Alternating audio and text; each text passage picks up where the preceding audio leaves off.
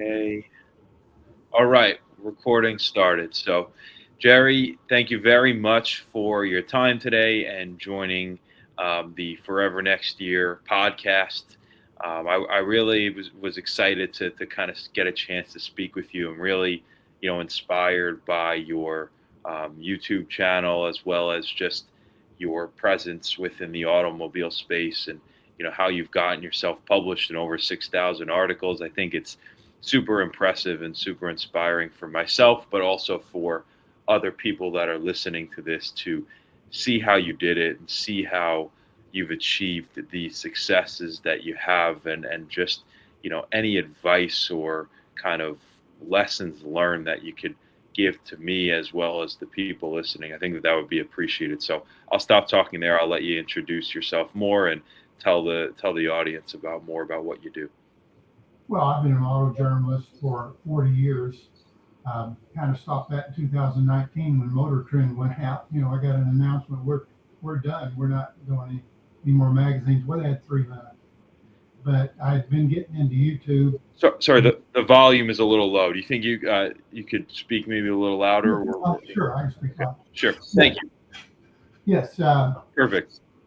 I started out just as a journalist, a writer for magazines, and did a couple books. But in about 1980, I'd been doing this a couple years, and these magazines got really proliferated. The car magazines proliferated, and I like cars, and so I got into writing about cars. Mm-hmm. And then after a while, I got into photographing cars because that was part of it, and wound up doing 6,000 magazine articles because I worked for there were so many magazines, and it was a situation where they didn't pay that much.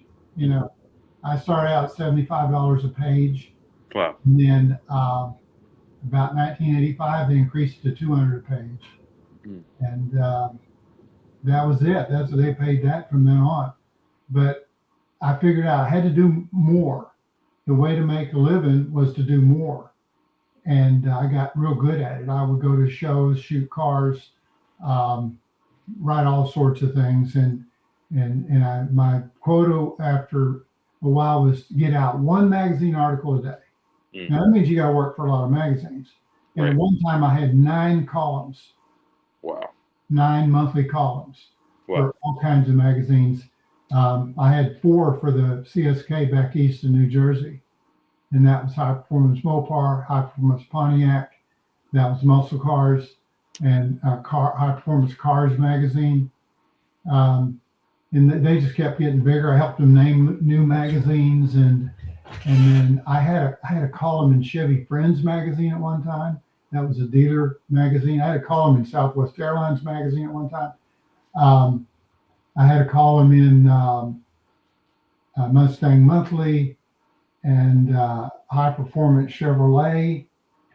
I could just How did you?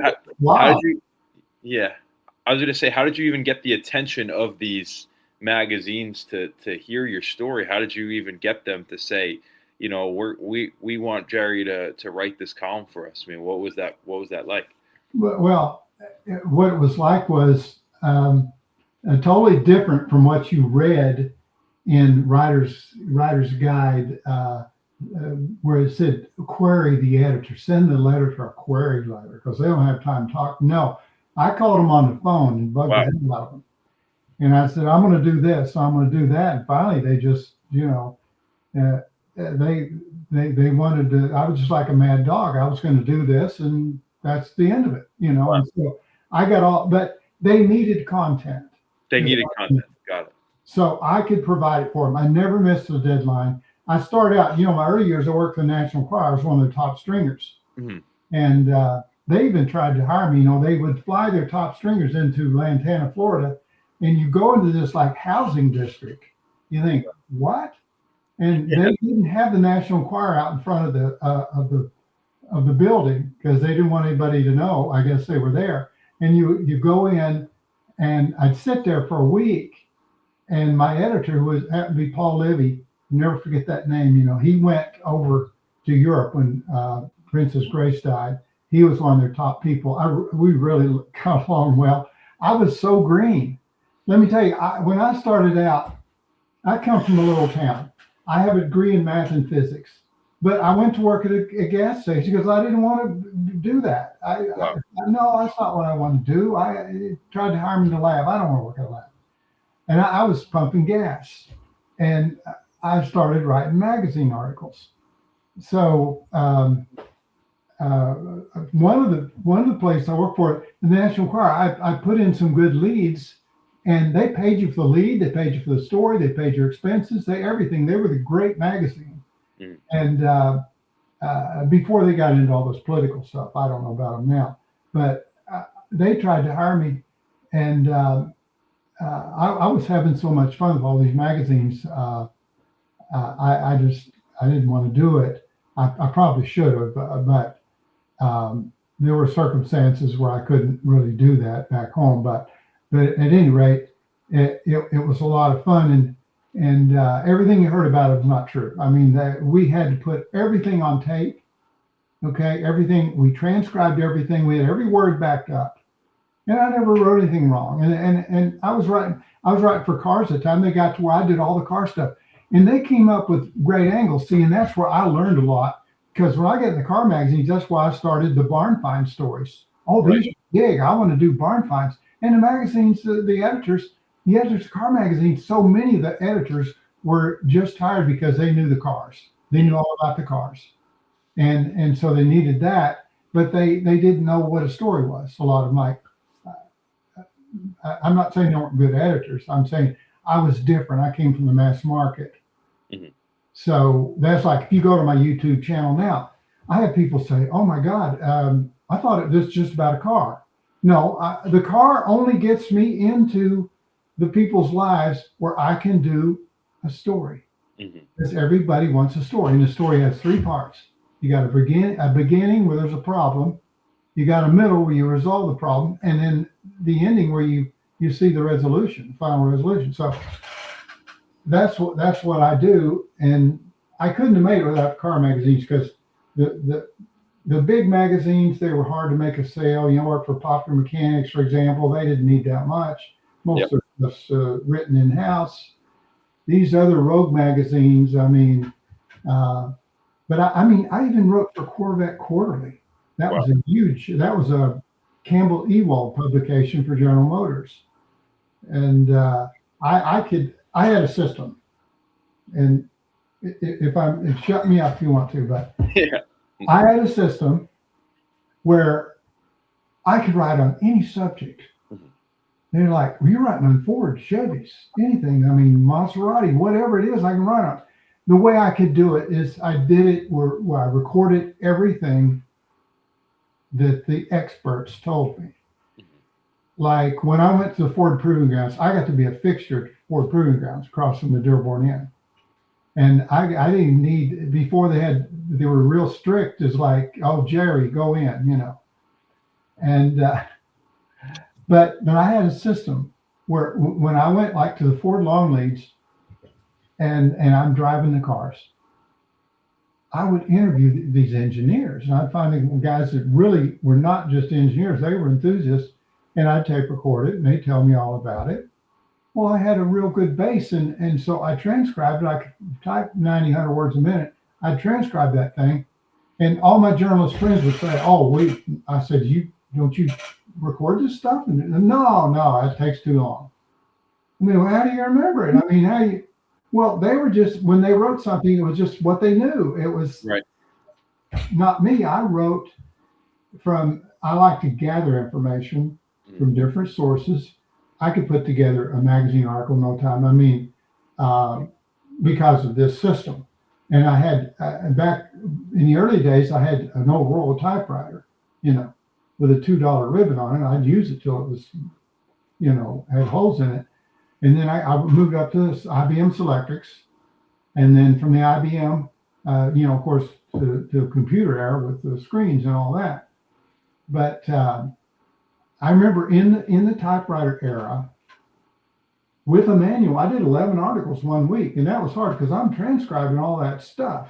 And then I'm looking, I can't copy and paste like I can with the computer.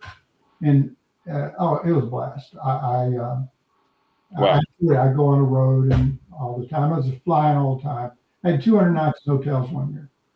Yeah, that's phenomenal. I think the I think the memorable part for me, and just hearing you talk about this, is kind of the emphasis you place on just the storytelling element to this. And very similar to you in a way. The way that I started my whole thing is I went to the newspapers too, and I pitched them my idea. I said I really think I have a story here with what I'm trying to do with my brand and community. And I didn't stop until somebody answered me. I reached out to over like 20 different journalists, and I told them, hey, I'm a New York sports fan trying to bring together other suffering New York sports fans. And then eventually somebody answered me, and then that's when they covered a story on me, and then that's when the news reached out to me. So very similar to yourself in a way of like using newspaper as a way to tell that story and then build upon that. I think it's just super inspiring to hear, and that's really awesome that you started that way.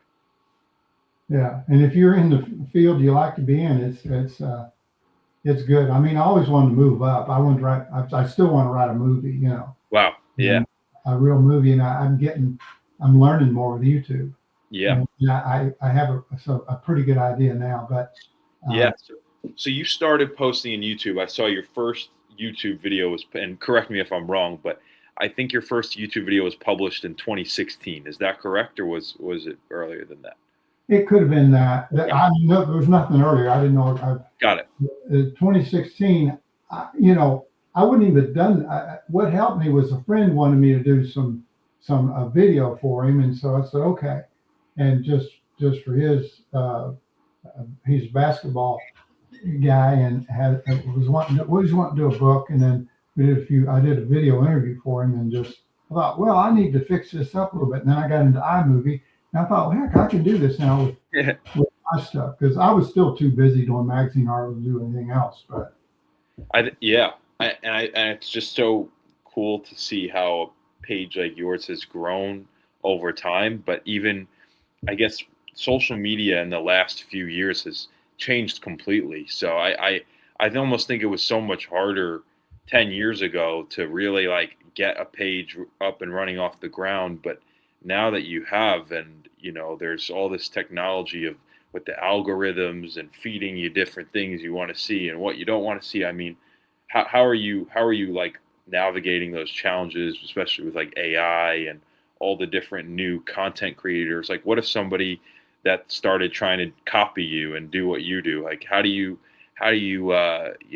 keep up with the changing times of all this stuff with content? Well, I have a degree in physics and I have a degree in math, so the technology doesn't bother me. I mean, I like technology. I mean, if there's something new, I want it, and I have to do it all myself. When you work alone, you have your own business. And you don't call somebody down the hall, hey, come in and something went wrong with the computer. Yeah. I can fix it. Okay. I don't want to, because, the story gets in people. The story that I'm writing is so interesting. That you can see why somebody like me, who is the high tech, got into this, because it's still more interesting than fixing a glitch or something, or right, or learning. So no, I enjoy high technology. I mean, I do iMovie. I should move forward, but I'd have to be a while to learn that. So it's still, no matter how great the technology is, the story with people is even greater. Mm-hmm. For me. Absolutely. So I can handle it all. I do it all, and if I can't, then I don't know. I've always managed to handle everything. Yeah. My own, and it's funny because I have these people all the time. Oh, you ought to get these kids. They can tell you how to. What? Yeah. Kids, and I finally told them. I said, listen, those kids, they know how to game and stuff. You put them in this environment that I'm doing, and I've asked, okay, I'll ask this kid. No, they can't. you'll be there. They have these kids, and well, these kids and our kids here. No, they don't. They don't know crap. I'm sorry. I don't. Maybe that sounds bad. I'm just saying that they're learning. They know how to game. They know things about a computer, but they really can't. They're not better than me on a computer. Wow. Yeah. No, definitely. I mean, So that, yeah. Let's just get that straight right away, because I'm smarter now than I was in college. I bet. Yeah. Wisdom. And let me say something about that work ethic, because we mentioned that. When I started out pumping gas, I mean, I just did when I worked, I did the best that I could. In other words, I hear people say now, when you get poor service, oh, well, they're not making much money. I'm going, oh, so if the job pays less money, you just kind of slack off. I mean, I don't think that's the way to get ahead. No. Any job you do, if you do it with all your might, you're going to be much happier, because you're much more interested in what you're doing. I don't care what it is. I mean, I was pumping gas. Come on. Right. I had a degree in math and physics. I remember the oil guy, the guy that brought the oil. He just thought I was something wrong with me. He thought I was stupid. And sometimes people are that way when you have a high-tech degree or something. I take everybody literally. This is my problem sometimes with getting along with people, is I take everybody for what they say. I can't get, if you give me directions, if a normal person give me directions somewhere, I can't get there. Mm-hmm. Because, well, wait a minute, you said, because what they say is ambiguous. You can take it three ways, and I have to have exact, but of course we don't need those anymore with the way technology is. But anyway, you understand what I mean? No matter what job you're doing, just do it the best you can. Don't do it based on your income. Well, they're not paying me enough, so I'm just going to be difficult. Yeah. Oh, definitely. What would you say? You talk a lot about, like, again, the work ethic, and I think that's something that's really important just for anybody in any sort of job to take away from this, is like, you got to really, like you said, put that full effort in and really just keep going. How do you keep going, though, I guess, when you achieve a certain level of success? You achieve a certain level of financial, money, and you have everything you need in your life. What motivates you just to say, you know what, I want more today. I want to wake up today. I want to have another conversation with somebody about their car, and I want to write another story today. Like, how do you keep that motivation alive to just keep pursuing your passion and your dream? Well, it reminds me of Rodney Dangerfield. He said you got to have the right list when you wake up in the morning. It's not like you wake up, must take laundry to the store, or must pick up, you want exciting things to do. You're always climbing. I mean, like I'm writing this, I'm always thinking I can have a better video. I can have one, I have one that did 16 million. I can beat that. I can write a movie. I can all this stuff. And because I think people get it wrong. I think when you get older that, well, I don't need to do anything. No, I mean, if you are interested in things, then the interest just grows. You have less and less time because there's so many things you want to do. Mm-hmm. I mean, I just think that's the normal course of things. If you are having a passion for what you do and you like what you do, I want to keep going. I think my collar's off here. I'm not a great dresser. You know what I mean? I put this. Yeah, it's okay. I'm just I'm busy, but I like what I do. I like doing things, arranging my own schedule. Okay, so that I'm having it's what's fun. I mean, like somebody, why don't you retire?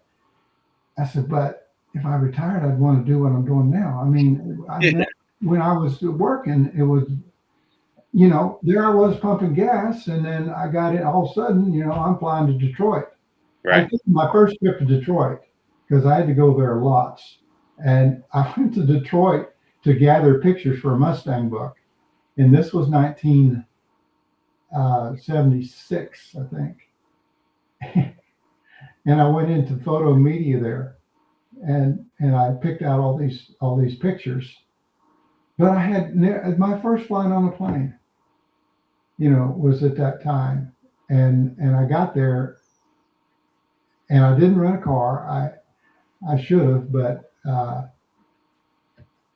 and it was, I can't remember my train of thought now on that, but I'm just saying that it's ever since that time, it's just been a blast. It's just been one continuous party here. Okay. Wow.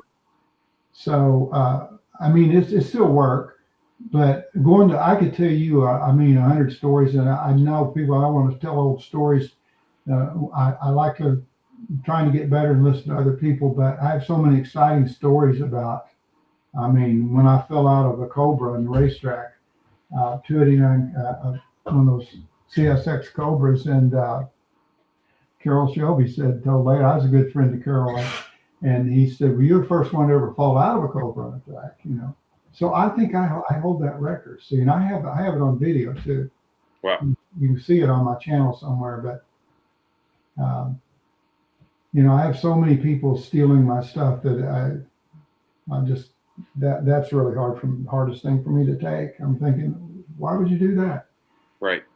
But anyway, I won't get into negative things. Maybe Yeah. I really don't care myself. I think I was more about telling the truth and trying to always be positive. Yep. But that doesn't go over so well sometimes. So. Right. Oh, absolutely. Yeah. Well, thanks for sharing that. I think I personally feel, a lot more motivated and inspired to want to continue to grow my page and, just kind of what I'm doing here. So, just thank you for that. Well, And, tell me about your stuff. The Knicks and all that. Boy, yeah. I'm into sports. I love sports. I played basketball. Here I am in my 70s, but I play with high school kids, Yeah. You ever played 21? Of course. And 21 here a month or so ago. Yeah. One in high school, two out of high school, but they were all on the varsity basketball team. They all know me. And I'm in there. I beat them on the 21. It's every man for himself. 8 threes in a row, and but I could go on and on about. But I love sports. I love basketball. It's the king of sports as far as I'm concerned. Sports is something that's been a part of my life since I was a baby, and part of my whole thing was I grew up a New York sports fan. So born in Long Island, so I grew up a Mets, Jets, Knicks fan. Meaning that if I know a lot about sports, you'll know that in the last 40 years, none of those teams have won any sort of championship. So I'm 28 years, or about to turn 28. So I haven't seen any of my teams win a championship. So you're talking about the problem. That was my problem. My problem was I haven't seen any of my teams win. But what did I say? I said, okay, there's probably other people like me that feel like just kind of like hopeless, but at the same time, they say, you know what? I'm going to continue to show up year after year and watch these games and just hope and support these teams and stick with them forever and ever. And that's when I said, like what's something that I can unify all these same fans together? And it was this fact that at the end of every season, and even at the beginning of the season, or at the end of the season, we say, all right, next year is our year. Next year will be better. There's always next year. So I took that next year phrase as well as just this idea that it just lasts forever and ever, and our fandom and just coming back forever next year. That's the whole premise behind me and my community and brand. And I started about 6 months ago. It's gained some traction online. Last week it was featured in the New York Post, so that was pretty exciting to see. It was also on Fox 5 New York and Newsday. But to me, the coolest part isn't even all this kind of media attention. It's just being able to connect with people like you and just other professionals that have been through things and that have achieved successes and have been through setbacks, right? Not their whole life. They weren't always winning. They were in this championship drought and maybe their own personal life. And they always wanted something good to happen, but they kept that hope. They kept that belief, that optimism alive that, hey, next year might be the year where I get published in a magazine and my YouTube account blows up and I get super famous and successful. Like, you just never know. And that's kind of the premise behind Forever Next Year. And that's really what I've been doing. So, yeah, that's a little bit about me. Well, you should have, you should show the Yankees because they're still. Yeah, they're part of it too. Yeah. They're part of it. But to me, here's the New York's problem. Yeah. And New York's problem from the Knicks and I don't know about the Mets. I know the Knicks problem is if they would just wait. I mean, the NBA is an association. Right. And you have a spending limit. I mean, the Yankees win because they spend more money. The Dodgers win, they spend more money. You can do that in MLB. Right. You can't do that in the association because they want to keep things on an even keel. So if you have great players, you're going to give them up. You can't kill them all. And so all the Knicks had to do was at least get their rotation where they won it every so often. But no, they kept trying to, pull all the strings, and they pull out the strings and drop out the good guy. I mean, the Clippers are the same way. The LA Clippers, they make the Knicks look bad about this. I mean, they let go of Shea Alexander. I mean, Shea Gilgeous-Alexander. Crazy. And, other guys, they got Paul George. Right. I mean, come on. This is just, I think what happens is when the management doesn't really know the sport, and how can they not know the sport? But when they get, and Jerry Jones has done that now since, when he's been a Knick guy, and he's done the Knick thing. You need to go down there and start a franchise. Right. There's something, I don't know what this, there's my alarm for you, Colin. But you go down to Dallas. What it's forever for next year, but what is it? Forever Next Year, Dallas. next year, Dallas. Yeah, I mean, have a cap, do the same thing now, because they're pulling that.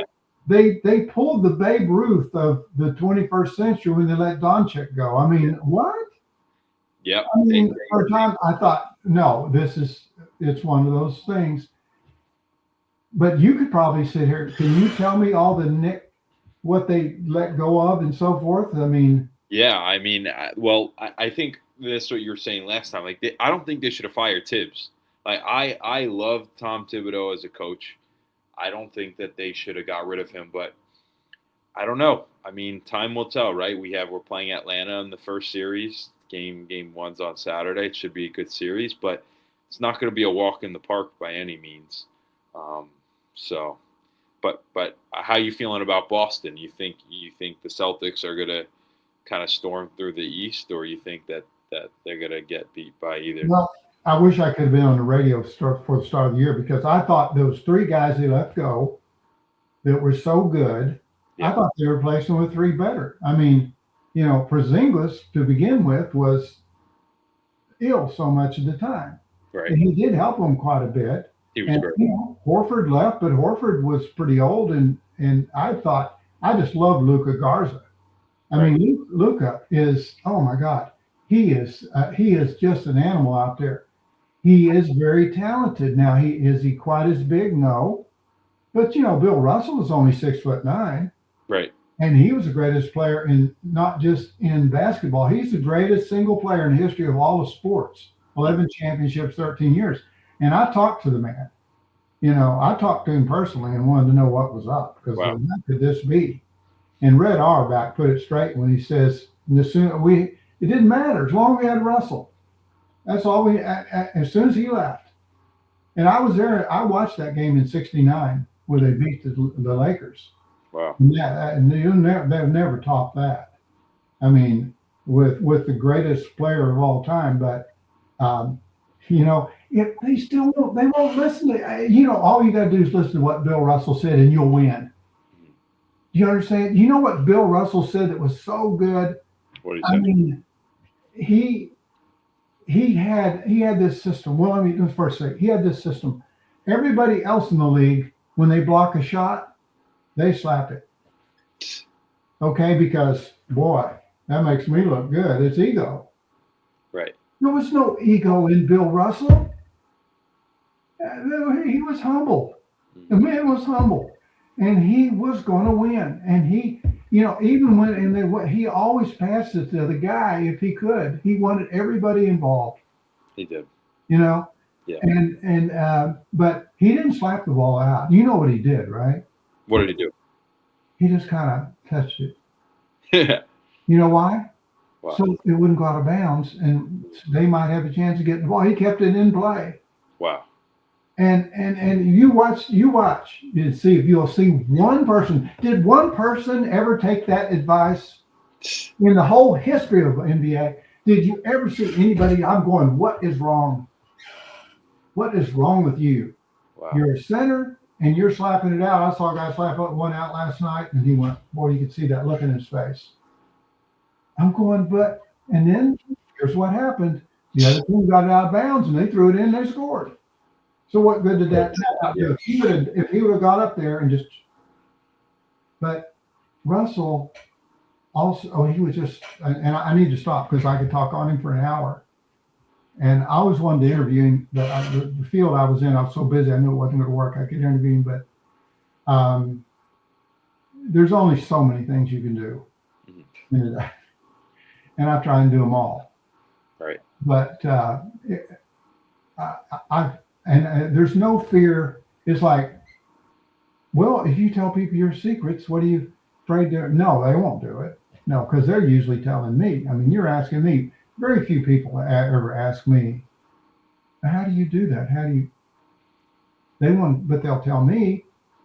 I mean, I don't want to hog the conversation here, but I mean, I think it's interesting to be able to answer something because I have a lot of good answers. But yeah, no, that's why I'm here. I'm here. We're here to learn from you, and I'm here to learn. I'm trying to get to a successful level one day where I can do this thing myself and have my own company and business. And I think it's just it's super awesome to hear your story and just like how you kept yourself going and motivated all throughout your times, even when you were pumping gas and just wondering when it would get better. So I think that's really awesome.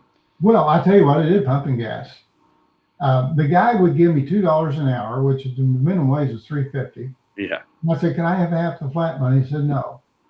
I said, "Okay." So I put it all in the drawer, and I could fix a flat in less than 3 minutes.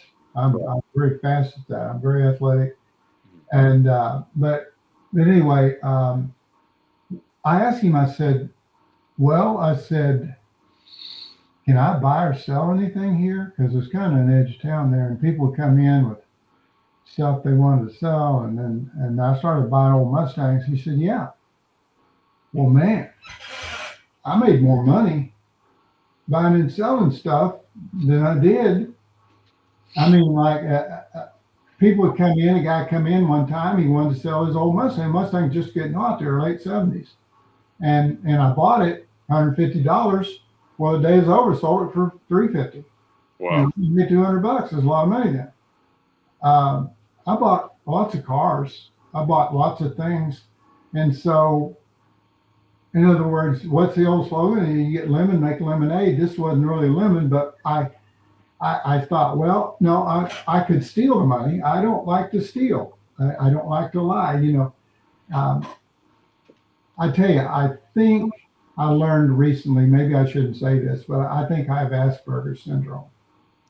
I look back over I just discovered it recently, but I take people literally. I didn't ever think to lie. I tell you, this is funny, but this is weird. But when I was in school in 6th grade, my teacher said every Monday morning they would ask if you went to church or Sunday school. You had to hold up your hand. Well, everybody in the class held up their hand but me because we didn't go. And then she would tell me about going to hell and just made a shambles of my life. So I look back, why didn't I just hold up my hand? Why?